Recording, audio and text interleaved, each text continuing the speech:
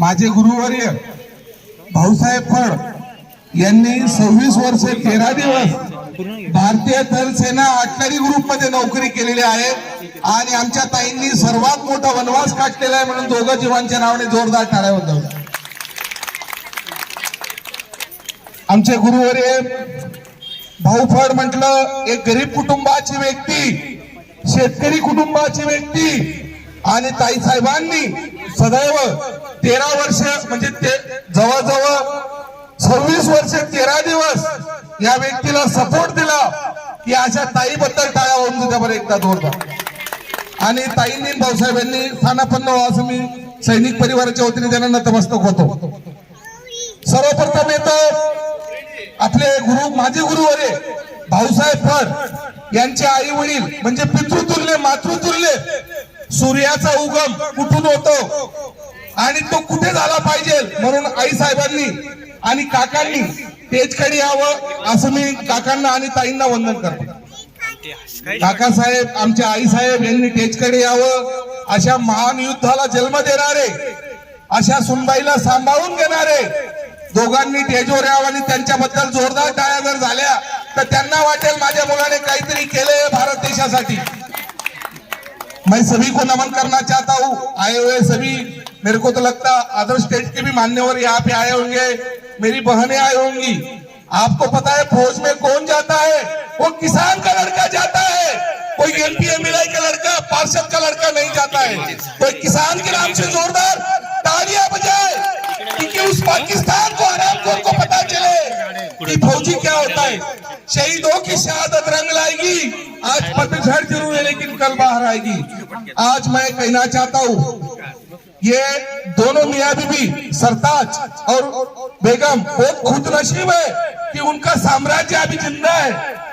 जब मेरे पापा ये दुनिया छोड़ के चले गए थे तो मैं 3 दिन बाद उनका अंत्यविधि देख पाया था. आज उन्होंने बहुत सारा कमाया.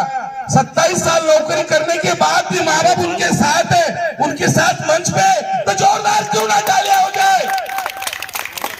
सबसे पहले आपको पता होना चाहिए भारतीय थल सेना में जाने वाला सिर्फ किसान का बच्चा होता है.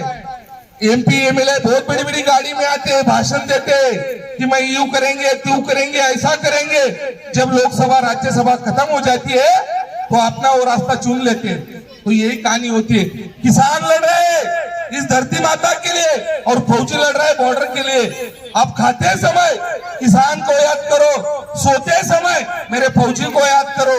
लाल बहादुर शास्त्री भारत के प्राइम मिनिस्टर, ताशकंद समझौता में उनकी मौत हुई थी लेकिन उन्होंने एक नारा दिया था संसद में, जय जवान जय किसान. आज भी वो बुलंद है. आपको पता होना चाहिए हर महकमे में कोई तलाटी अप्पा है, कोई ग्राम सेवक है, कोई गुरुजी है, कोई तहसीलदार है, कोई कलेक्टर है और कोई पता नहीं किन जगहों पे है.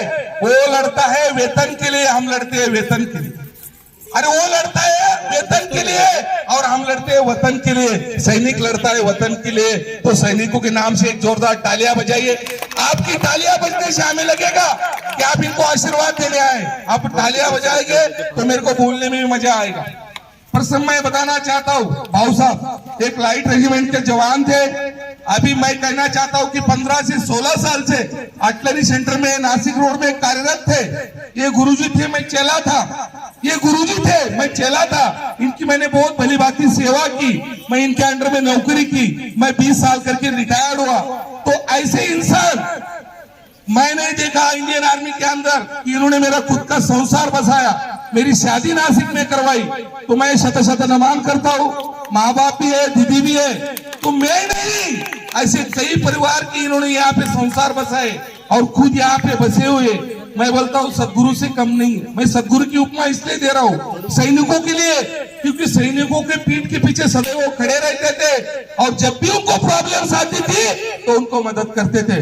मैं कहना चाहता हूँ स्टिंग बैंड हमारे रामपट ग्रुप के जो भी मान्यवर आए होंगे उनको मैं सलाम करता हूँ क्योंकि गुरुजी का कार्यक्रम 3 तारीख को उनके गांव में है. ये छोटा सा रंगारंग कार्यक्रम इसलिए रखा है क्योंकि नासिक की भी दुआ उनके साथ रहे क्योंकि नासिक में उनका बहुत बड़ा नाम है. कई बच्चे तो उन्होंने ऐसी गाइडेंस लाइन में एक वड़ा पाव भर्ती किए. वड़ा पाव, एक वड़ा पाव खाया होगा, बच्चे को गुरु गाइडेंस किया होगा, वो बच्चा आज भारत माता की सेवा बॉर्डर पे कर रहा है. यही भाऊ साहब फड़ हमारे साथ है और मैडम इधर है। मैडम, जो भी कोई सैनिक घर आया होगा पानी चाय नाश्ता के बिना नहीं गया होगा और उनके जन्मदाते मातृतुल्य पितृतुल्य यह तेज पे हमारे वही मामाश्री अभी यहाँ पे मौजूद है, सारा परिवार मौजूद है। और गोविंदान्ना वाघ, प्रशांत दादा तायडे, रही बात हमारे बिल्कुल मोहन देवकर सर, एकनाथ गवांदे सर और बिल्कुल सारा परिवार यहाँ पे मौजूद है। भाऊ साहब फड़ साहब का इतना बड़ा प्रोग्राम बड़ा है क्योंकि आर्टिलरी सेंटर के अंदर अगर पूछा जाए तो एक नंबर उनका नाम है। मैं कहना चाहता हूँ भाऊ साहब को, उनका बिल्कुल आर्मी बैंड, स्टिंग बैंड और डीपीटी ग्रुप, कंप्यूटर ग्रुप, तो वो सदैव उनके साथ थे। उनके साथ किसी के साथ झगड़ा नहीं किया। इतनी लंबी नौकरी कोई नहीं कर सकता इंडियन आर्मी में, क्योंकि अंग्रेज चले गए भारत छोड़ के, दो काम कर गए, डिवाइडेशन रोल, फुट डालो राज करो। प्रेसी वही है, इंसान वही है, लेकिन आर्मी भी वही है। लेकिन आर्मी बहुत अच्छी, आर्मी के बारे में मैं इतना ही बोलना चाहता हूँ। उसके वजह से मैं अभी फल फूल रहा हूँ, खाना खा रहा हूँ, मेरे बच्चे पल रहे, ज्यादा नहीं बोलना चाहता हूँ। आए हुए सभी मान्यवरों का मैं स्वागत करता हूँ और मैं कहना चाहता हूँ कि आपको पता होना चाहिए कि फौज में जाने वाला सिर्फ एक किसान का बच्चा क्यों है।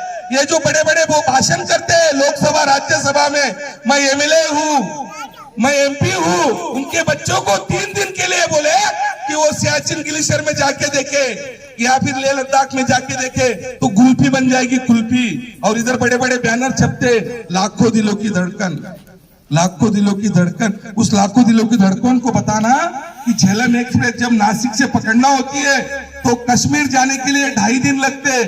2.5 दिन जब लगते हैं तो फौजी को कोई जगह भी नहीं देता है, तो उसका सीट होता है 73 नंबर, पन्नी बिछा के बाथरूम के पास सो लेना।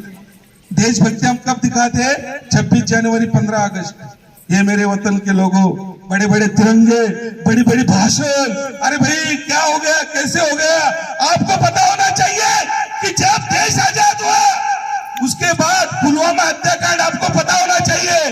पुलवामा में 44 जवानों ने अपनी शहादत दी। पता नहीं वो कोई राजकारण था कि उनको मार दिया गया। 4 दिन के बाद इस गद्दार मीडिया ने उनका नाम तक नहीं लिया। 4 दिन के बाद बड़े बड़े कैबिनेट ने भाषण किया कि इनका बलिदान व्यर्थ नहीं जाएगा। और शहीद होने वालों की उम्र थी सिर्फ 45 साल, 35 इयर्स, 40 साल। तो किसी का बाप गया, किसी का पति गया, किसी का लड़का गया, तो इसके बारे में कभी सोचो आप कि उनके परिवार के ऊपर क्या बीतती होगी। 4 दिन आप परिवार छोड़ के चले जाओ तो आपको पता चलेगा। अभी इस माता को पूछो, अभी कुछ दिन पहले नासिक में आए थे तो, लेकिन फौजी की बीबी सिर्फ बटवा देख के जीती है, उसका परिवार। और आपका बगल में कोई टीचर साहब रह रहा तो शाम को दाबेली खाने अपनी बीबी को मतलब वो पल्सर पे लेके जाता है और आप कैलेंडर देख के जीती है कि प्रभु रामचंद्र अप्रैल में आएंगे, जून में आएंगे, लेकिन उसका सीओ साहब, उनका एडजुटेंट छुट्टी नहीं देता और उसको बीबी से झूठ बोलना पड़ता है कि मैं हो गया, पता नहीं बड़े बहुत से प्रोग्राम है। मैं फौज के बारे में डीप में नहीं बताऊंगा, लेकिन ये कहना चाहता हूँ कि फौज के वो प्रॉब्लम है क्योंकि सैनिकों को वहां मौजूद रहना पड़ेगा। कुछ दिन पहले गलवान घाटी में मेरे जवानों ने बहुत बड़ा प्रसंग किया, पता नहीं वो कांड था या मार दिया गया। बिहार का वहां इलेक्शन था और वो चुनाव जीत गए। तो बहुत सारी आर्मी के अंदर राजनीति नहीं है, आर्मी के अंदर राजनीति, लेकिन आर्मी के ऊपर राजनीति की जाती है। आर्मी के अंदर राजनीति नहीं है, लेकिन आर्मी के ऊपर राजनीति की जाती है। मैं पुलवामा के लिए बोलना चाहता हूँ, शहीदों की शहादत रंग लाएगी, शहीदों की शहादत रंग लाएगी। आज पतझड़ जरूर है, लेकिन कल बाहर आएगी, कल बाहर। आपको पता होना चाहिए, जो युवा शक्ति मेरे पीछे खड़ी है, माँ बाप की चप्पल फटी होगी, लेकिन आपको 20,000 का एंड्रॉइड लेके दिया होगा, 20,000 का सैमसंग, ओप्पो, जियो, पता नहीं कौन से सेट है, मैं नाम नहीं बता पाऊंगा। तो मैं ये कहना चाहता हूँ, आप सिर्फ अंगूठे पे जग देखते हो, अंगूठे पे। जब कश्मीर सियाचिन ग्लेशियर, मेरे गुरुवर्य नीरो गुरज में थे, नीरो गुरज में इतनी बर्फ पड़ती है कि अगर 10 मिनट अपन पानी की बाल्टी भर के रखी तभी बर्फ बन जाता है। वहां पे उन्होंने जिंदगी काटी हुई है और मेरे को उनके बारे में पता है। इसलिए मैं कहता हूँ कि आप पापा मम्मी अगर आपको मोबाइल लेके देती है तो उसका सदुपयोग कीजिए। आप सिर्फ अंगूठे पे चेक देखते हैं, मानता हूँ क्यों मरते हो यार सनम के लिए, नहीं दुपट्टा देगी कफन के लिए। शहीद होने के बाद भी, मरने के बाद भी तिरंगा मिलता है कफन। आपको पता होना चाहिए। फिर भारत के प्रधानमंत्री प्राइम मिनिस्टर मोदी साहब कब क्यों ना हो, अगर कोई फौजी शहीद होता ना तो उनको सैल्यूट करना पड़ता है, क्योंकि भारत के संविधान में वो लिखा है, भारत के संविधान में लिखा है, जहां पे तिरंगा मेरे फौजी के ऊपर बिछ गया तो आपको उनको सलाम देना पड़ेगा। और मोदी साहब हो तो कोई उनसे बड़ा हो, मैं ज्यादा नहीं बोलना चाहता, ना उनके बारे में कहना चाहता, लेकिन फौजी की जिंदगी सिर्फ फौजी की पत्नी को, माँ को और बाप को पता होती है। हम लोग बोलते हैं वो पैसा मिलता है, दारू मिलती है, अरे दारू मिलती है, क्यों मिलती है आप बताओ? हर जगह आपको 60 साल नौकरी करना पड़ती है, 60 साल। कितना साल? 60 साल। आपकी जिंदगी के जब 60 साल खत्म हो जाएंगे तो आपको कार्यकाल से सेवानिवृत्त कर दिया जाता है, लेकिन मेरे फौजी को 14 साल 6 महीने में क्यों बरी कर देते हैं? क्योंकि उनका उतना कस निकाल लेते हैं, रस निकाल लेते हैं, उनके फॉलन, उनकी बीपीटी, उनकी पीटी, उनका सीनियर, पता नहीं उनकी वर्दी। तो मैं बताना चाहता हूं, कोई बहुत बड़ी बात नहीं है। 100 बीघा जमीन लेने से पहले एक बार सोचना, एक लड़का ओनली आर्मी में भेजना, बस एक लड़का आर्मी में भेजना। मैं मेरी पार्टी का अभी उत्तर महाराष्ट्र अध्यक्ष हूँ। 2024 में मैं एमएलए की लड़ रहा हूँ। किस लिए लड़ रहा हूँ? शहीदों के लिए, उनकी वीर नारियों के लिए, उनके माता पिता के लिए, सैनिकों के लिए। कि सैनिकों की अगर परिस्थिति देखोगे तो बहुत खराब है।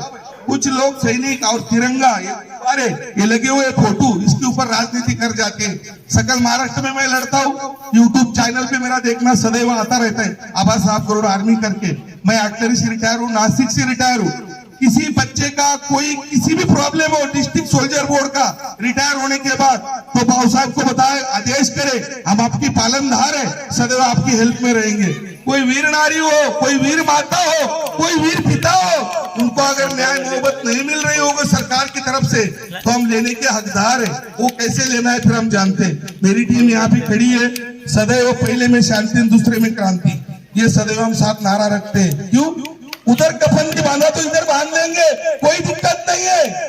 महाराष्ट्र की राजनीति बहुत अच्छी है, लेकिन महाराष्ट्र की राजनीति में सुधार लाने वाली ये टीम, जिनका घर पट्टी नल पट्टी बोलते ना, कर माफी हमने शुरुआत की है। और मान्यवर महाराष्ट्र के सैनिक कल्याण मंत्री दादा भुसे साहब, इनके माध्यम से हुई है, मैं उनको भी नमन करता हूँ, क्योंकि उन्होंने भी सैनिकों के लिए बहुत बलिदान दिया है। और मेरे अटल बिहारी वाजपेयी जरूर आज दुनिया में नहीं है, भारत के पीएम थे, जरूर इस दुनिया में नहीं है, भारत के पीएम है। उनका कहना था संविधान में 99 से पहले जिस वीरांगना में, जिस स्थिति में शहीद जवान की अंत्यविधि उसी एरिया में हो जाती थी, चाहे सियाचिन ग्लेशियर हो, असम हो, फिर नेपाल से उधर का एरिया हो, और मैं कहना चाहता हूँ काठमांडू से उधर का एरिया हो। तो 99 के बाद अटल बिहारी जी ने, आज स्वर्गीय है, उन्होंने बताया था कि जब भी मेरे जवान का ऐसा कोई प्रसंग होगा तो उनको उनके शान शौकत के साथ उसकी जन्मभूमि में अंत्यविधि के साथ उनका सत्कार किया जाएगा, उनको सलामी दी जाएगी। ऐसे मैं मेरे गुरुवर्यों को नमन करता हूँ। मेरे आर्टिलरी ग्रुप की तरफ से उनको मैं 22 तोपों की आर्टिलरी की सलामी देता हूँ। वो संसद में जब भी भाषण करते थे तो उनकी शुरुआत किस जगह से होती थी? ये शुरुआत कहाँ से होती? नंदन की भूमि है, अभिनंदन की भूमि है, नंदन की भूमि है, अभिनंदन की भूमि है, ये अर्पण की भूमि है, तर्पण की भूमि है। यहाँ की नदी नदी गंगा है, यहाँ का कंकड़ कंकड़ शंकर है। हम जिएंगे भी इस भारत के लिए और मरेंगे भी तो इस भारत के लिए। मरने के बाद भी इस बहती हुई गंगा में अगर हमारी अस्थियों को कोई कान लगा के सुन लेगा तो ये क्या आवाज आएगी? भारत माता की जय, भारत माता की जय। जोर से एक बार भारत माता की जय बोलिए। क्या पता आप क्यों नहीं बोल रहे? आप पीड़िया हो पाकिस्तान से, भारत माता की। अरे रेड्डी साहब जोर से बोलिए, भारत माता की जय। और टाइम का नियोजन देखते हुए मैं बहुत कुछ बोलने वाला था, सभी का मैं स्वागत करता हूँ। और सच्चाई कड़वी लगती जरूर है, लेकिन इसके बारे में थोड़ा सोचना। सैनिकों की शहादत बहुत खराब होती है और सैनिक की भूमिका निभाने के बाद पता चलता है सैनिक का परिवार और सैनिक एक बहुत कंटेस्टेड जिंदगी जीता है। मैं सभी को नमन करता हूँ। मैं सैनिक परिवार की तरफ से सभी की मैं अवगत करता हूँ, रुकता हूँ। जय हिंद, जय महाराष्ट्र।